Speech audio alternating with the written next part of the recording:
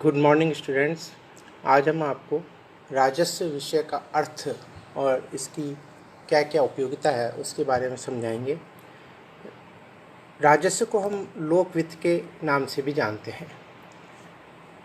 राजस्व का यदि हम संधि विच्छेद करते हैं तो राजन प्लस स्व, जिसका अर्थ होता है राजा का धन। राजा धन कहाँ से और किस प्रकार लाता है और उस धन को कैसे व्यय करता है।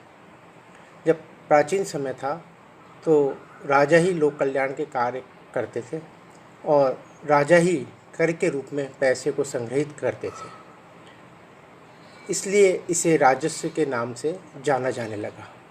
जैसे जैसे विकास हुआ, सरकारें आई, उन्होंने इसका नाम बदल करके फिर लोक वित्त के नाम से इसको कहने लगे, या पब्लिक फाइनेंस। की लोक का मतलब होता है जनता, या इसे हम सार्वजनिक वित्त भी कहते हैं कि सरकारें आ गई और सरकार भी जनता के कल्याण के लिए जो पैसा संग्रहित करती है वह करों के रूप में करती है और वही पैसा वापस क्या है वो जनता के ऊपर खर्च करती है। इसलिए इसे हम सार्वजनिक सत्ताओं के आय व्यय संबंधी कार्यों का अध्ययन भी इसके अंतर्गत होता है। विभिन्न राजस्व शास्त्रियों ने राजस्व को भिन्न भिन्न प्रकार से परिभाषित करा है।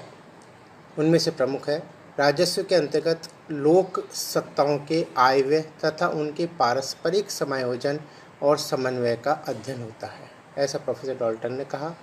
राजकीय आय और राजकीय व्यय की प्रकृति एवं सिद्धांतों की खोज को राजस्व कहा जाता है।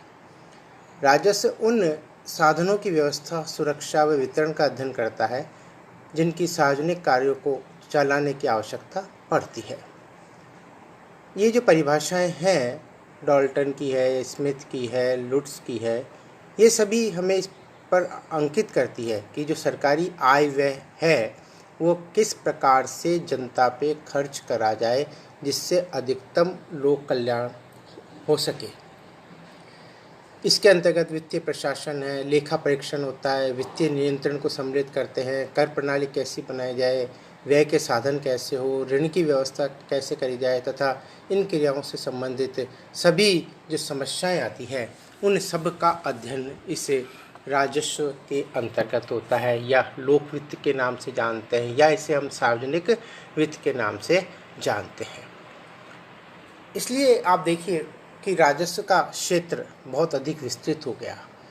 कोई भी सरकार वह अच्छी मानी जाती है जो जनता का अधिकतम कल्याण कर सके, और अधिकतम कल्याण जब भी संभव हो जब सरकार के इनकम सोर्सेज हो और वह इनकम को, वह उस आय को जनता पे वापस इस प्रकार से खर्च करे कि उसे अधिकतम लाभ की पूर्ति हो सके।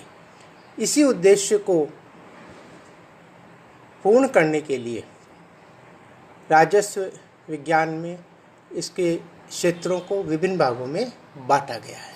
सार्वजनिक व्यय, सार्वजनिक आय, सार्वजनिक ऋण, वित्तीय प्रशासन और लास्ट है आर्थिक संतुलन।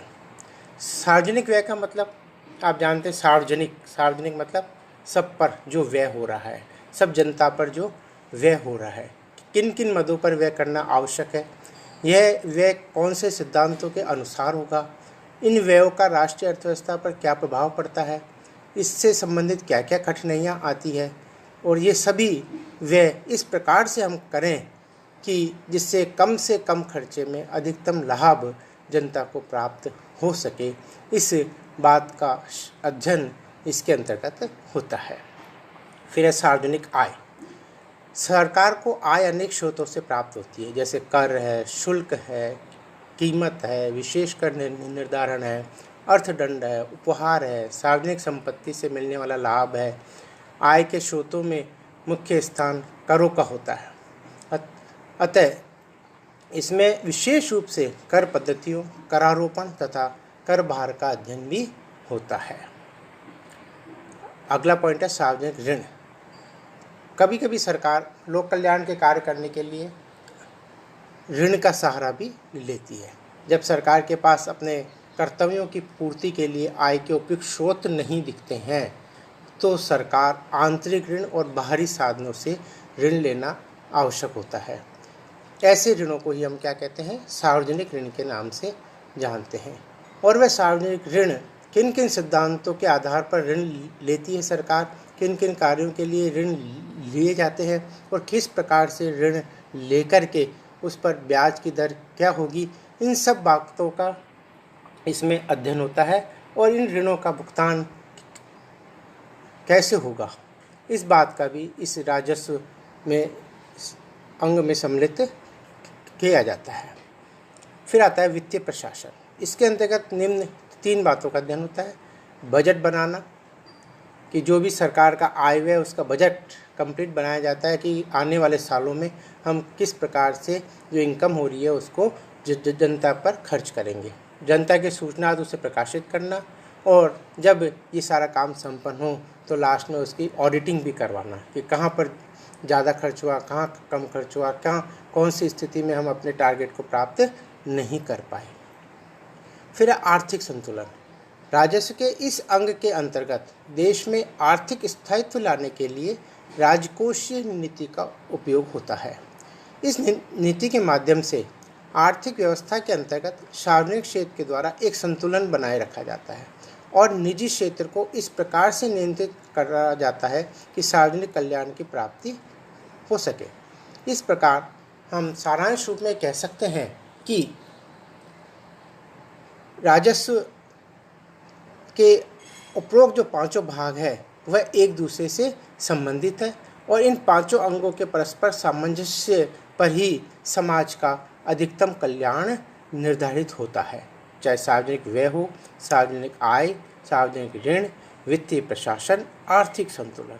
ये सरकार के 5 क्षेत्र है या 5 भाग है जिनमें आपस में कॉम्बिनेशन होने पर ही सरकार अपने लक्ष्य को प्राप्त करके जनता को अधिकतम कल्याण कर सकती है। तो आज के हमारे इस लेक्चर में हमने आपको बताया है कि जो ये लोक वित्त है या जो राजस्व है या जो सार्वजनिक वित्त है, जो राजा का धन है, जो सरकार का धन है, उसको हम किस प्रकार से प्राप्त करें, करों के रूप में जनता से या अन्य स्रोतों के रूप में जनता से, और उसको वापस जनता पर ही वापस हम व्यय करें जिससे उसको आधारभूत सुख सुविधाओं की प्राप्ति हो सके और उसे अधिकतम लाभ की प्राप्ति जो सरकार का मुख्य उद्देश्य होता है वह